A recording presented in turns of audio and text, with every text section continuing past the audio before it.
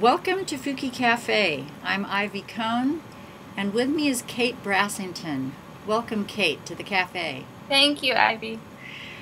Well, I became aware of your participation in conversations about death. I don't know, it's been about a year and a half ago, I think, when I saw the beautiful video that you had created. Oh, thank you. And that was posted actually when I first saw it on the Death Cafe's website. Right, yeah. And I went, oh my goodness, I need to connect with this person. It was a beautiful video, and it really hits exactly on the need for us to have, as a culture, a conversation about death. Right. So, could you tell us just a little bit about how you came to this notion? Yeah, the video? Yeah. Well, I wrote the words. It started with just writing, and I wrote the words that ended up being in the video when I got home from a death cafe. Do your viewers know about Death Cafe yet? Well, they don't. Why don't you just give us a Oh, quick overview of what the Death Cafe, the actual Death Cafe is? okay. Yeah. Death Cafe is a movement. It's not a physical cafe. It's a movement started by a guy named John Underwood in England, where people get together over tea and cake or refreshments and talk about death. And I, so, well, to back up, so I had been involved with Death Cafe in Portland because there are death cafes all over the world now. Um, for, at that time, let's see, 6 months maybe, when I got home from our third death cafe that we had done in Portland, and I just was processing all that I had just heard and talked about at the death cafe, and I just had to get it on paper, and so I wrote it down, and then I thought, oh, this could be a video, or I don't know, I actually don't remember what made me think to make it into a video, but it was sort of just a personal project. It was never intended to be, I didn't know if anyone was going to see it, but then at the end I thought that in case anyone did see it, I should put a few resources for places you can go to join the conversation about death, and Death Cafe was one of them. And then I happened to send the video to John Underwood, because he is the Death Cafe guy. He runs the real Death Cafe website and has started at all of this. And so I just ran it by him and showed him the video, and he asked if they could use it on their website, which was very flattering. And so I changed the end so that it just says the Death Cafe is the resource that's included. And yeah, and that was really exciting for me because I didn't think it was going to be anything like that, but I've gotten a lot of good response from the video.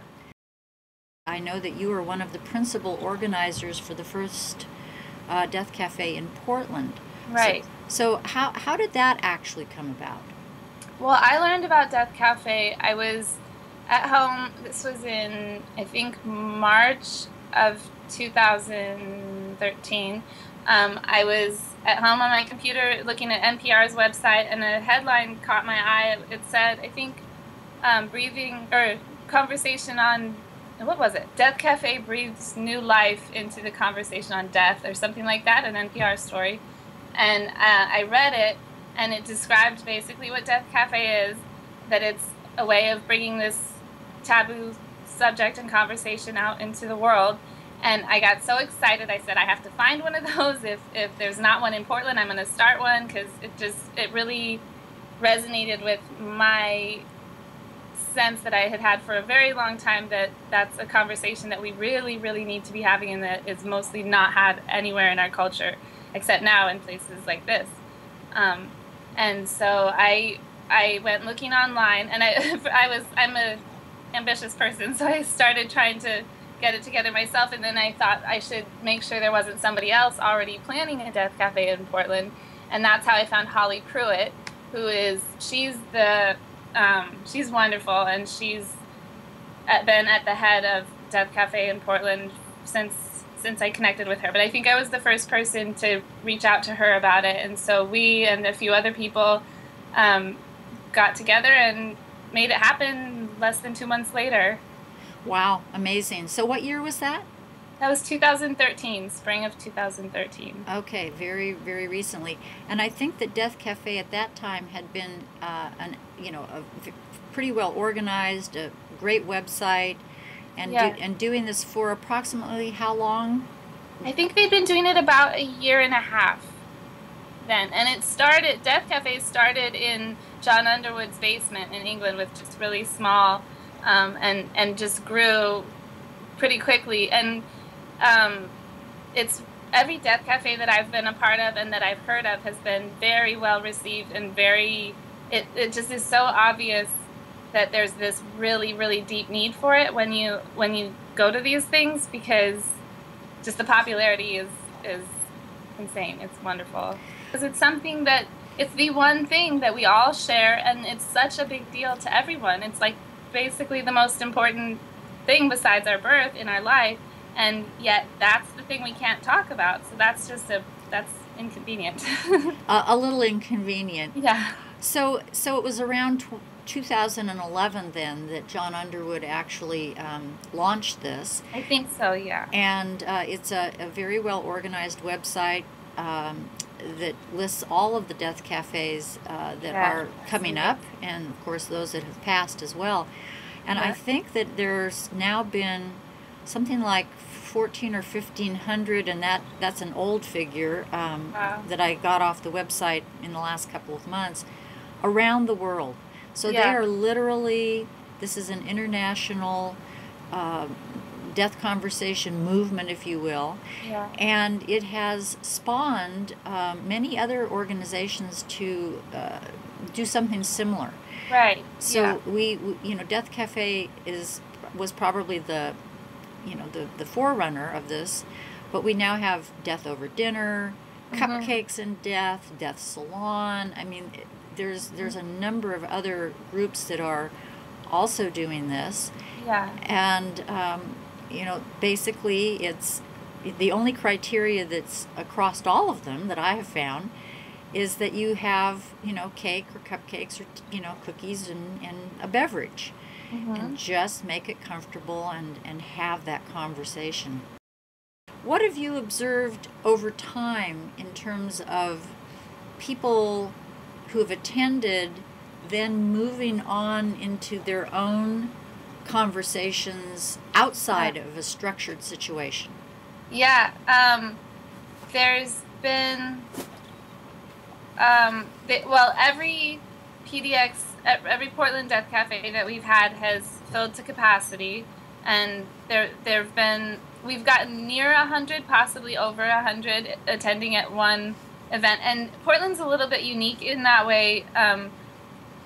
Most, I think, probably death cafes worldwide are smaller, intimate groups. But because of the demand in this area, there's just, people are really, really, eager to talk about it here. So it seems like we could not possibly have enough death cafes. So yeah, many people who have come have quickly become interested in facilitating or putting on their own death cafe. And yeah, it's so exciting, because I think, and every, at any death cafe, you hear people talking about the ways that often their lives, in other ways, even personal ways or more organized ways, how they're bringing this conversation into the light, and it's so inspiring and exciting. Well, and I think that is exactly, what needs to happen, is that it's not just attending an event, but it is really embracing the notion of starting these conversations in our own personal lives in easy, comfortable ways if we can. Yeah. And it appears that is in fact what's happening. Yeah. A lot of people, a lot of guests or participants, I shouldn't say guests, participants at death cafes have said they'll come and they'll say, I'm here because I can't talk to my family about this yet. And so they come sort of to practice the conversation and to gain skills and to sort of clarify their own, what they need to talk about and what they're feeling about it, and then they go home to have the conversation. But people often say that. Yes, all of these conversations, no matter what organization someone might be working with, provide a safe space so safe. I was thinking about that this morning. That's one of the things that I love about Death Cafe and everything like it that I've been a part of, is how very safe it is, because when you're talking about death, everything else goes away, because death is the most core, authentic part of anything in life. And so people's differences in opinions and people's, oh, I don't like this person, I don't like that person, it mostly completely melts away when you're talking about death. And that's that's one of my favorite things about it. So it does make a very safe place, because you're safe because you're just a human who will die like I am, and so we're just here together talking about that, and it's wonderful. Well, I think it's absolutely brilliant. And this chat that you and I are having right now is actually the first in a series of interviews with several other people who are quite involved in facilitating and promoting conversations on death. Right. And so I'm so pleased that you and I were able to connect, because you were my first real touch into this movement. Oh. And I'm so appreciative that that you and I were able to finally connect in person. Yes. and have this chat. Well, I'm going to let our viewers know that as we wrap this up, we're going to just share your video with them, and they can see for themselves the beautiful work that you did that has now inspired so many people. That was an unexpected result of your personal journey, and I know they will enjoy it as much as I did, and probably be as inspired as well. So Kate Brassington, thank you so much for joining me here at the Fuki Cafe. Thank you, Ivy. This was lovely. Thank you so much. All right, have a beautiful day. You too.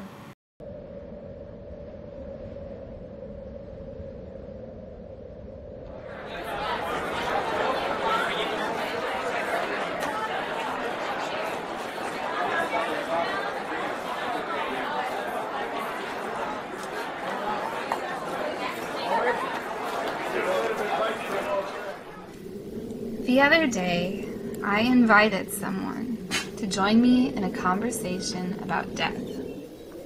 That someone scoffed. They laughed. They scowled. I waited. That's a little creepy, don't you think? They asked. I mean, how morbid can you be? What's wrong with you? I told that someone, friend, although truly I knew them not. But friend, I said, I am interested in death and in dying, yes.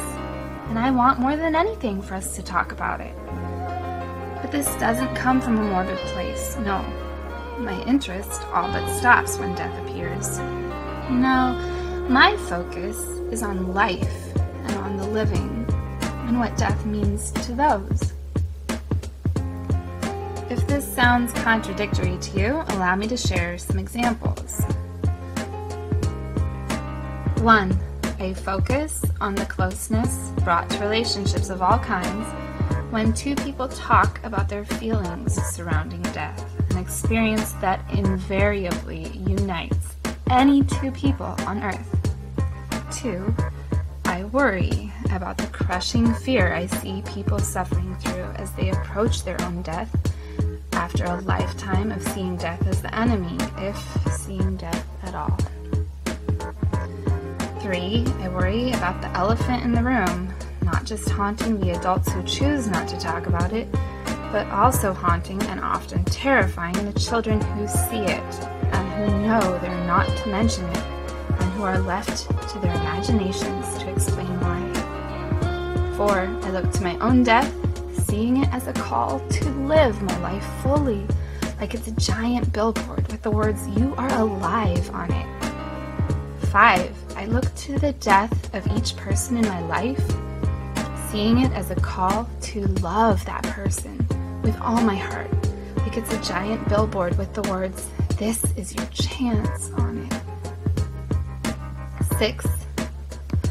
I look to the world I live in, searching for a sign that this is living, organic, that this is real and precious, that this is changing and temporary.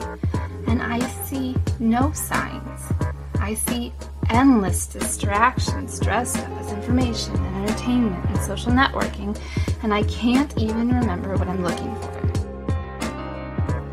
I see faces on magazine covers and infomercials and music videos, and I wonder where all our elders have gone. And then I see nursing homes with no vacancy signs where long halls hold room after room after room of someone's mother, father, sister, brother, cousin, friend, neighbor staring at the walls, wondering where all the young ones have gone, wondering sometimes who they are, and still afraid to die.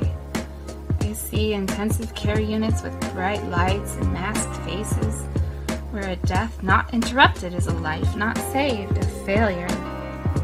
And a victory over death ensures one less patient lost, one less account closed, and one more round.